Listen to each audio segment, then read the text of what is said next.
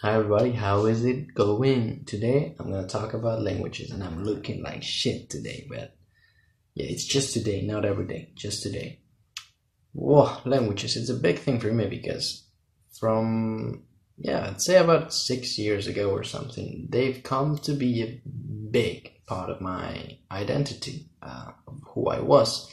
And one of the very first things you know when you meet me is that I speak this or that language, or when people present me to other people, oh, this guy learned this language or learned that language.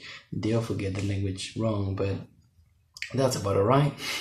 So, just want to kind of share with you my experience with it from my perspective, because it's kind of difficult to put this into the perspective of people who actually only manage their native language and having kind of struggles with others. So if you look at the internet, I'm not really a big thing at all. Like, there's people, polyglots here, who speak plenty of languages, and the single best language that I speak other than my native language is English, which already, as you can see, leaves a lot of room for improvement.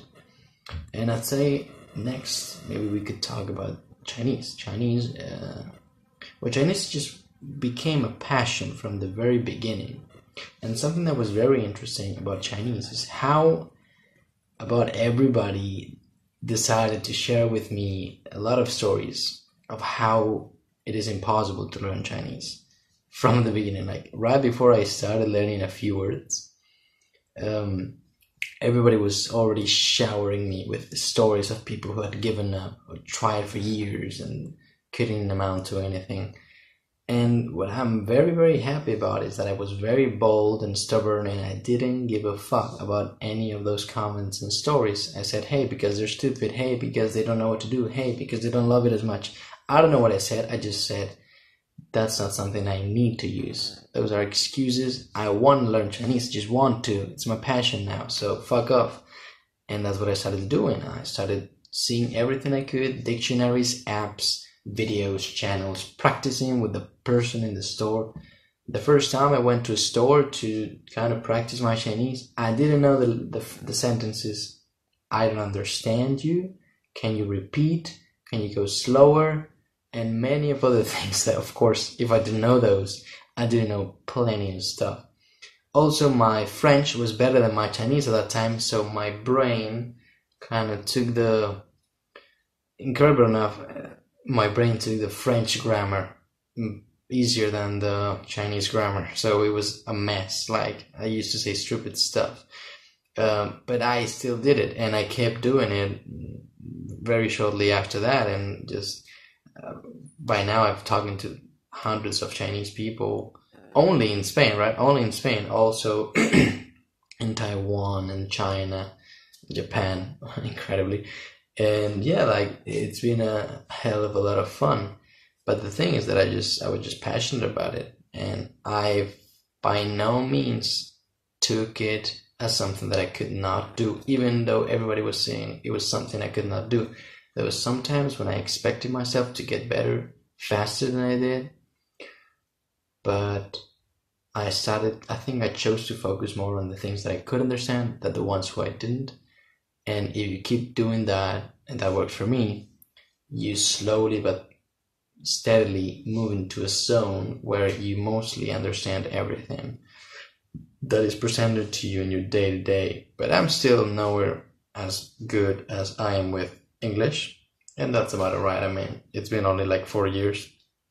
English, I've been doing it for life. The whole culture is intoxicated with English. So it's alright if Chinese is taking a little bit longer. I'm not studying it anymore anyway. So what I'm just saying is that it's fantastic for the short time that I've been doing it.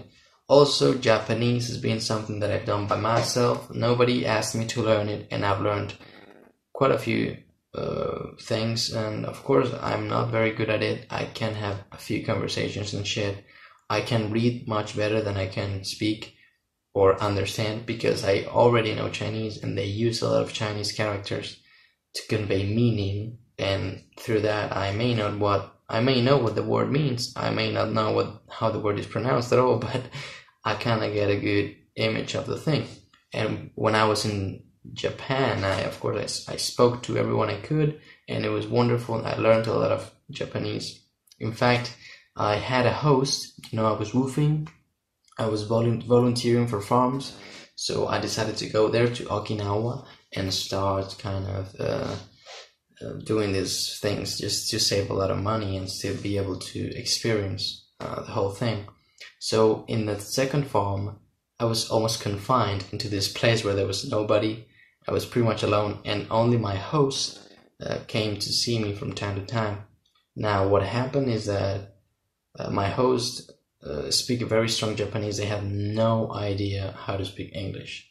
So from the day one, I started listening to all that this person had to say to me. I had no idea what he was saying.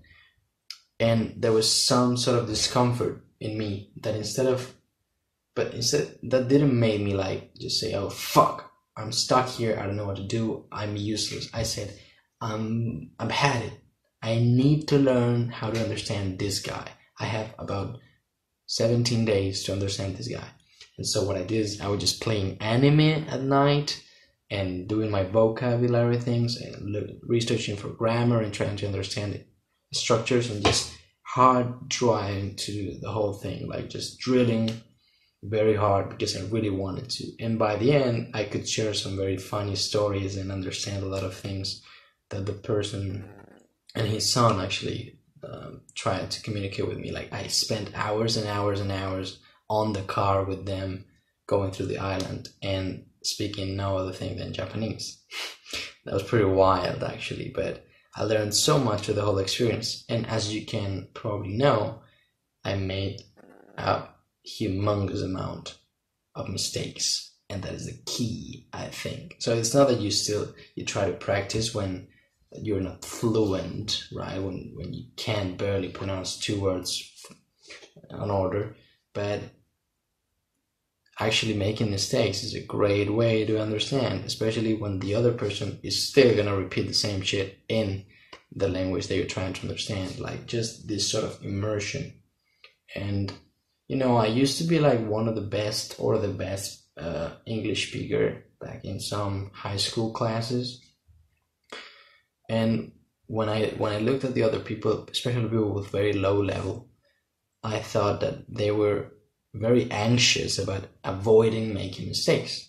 And something that came to my mind is that I am the best speaker because I made by far the hugest amount of mistakes completely. So that allows me to be doing this and all sorts of other things. And that gave me such confidence to actually tackle Chinese and Japanese.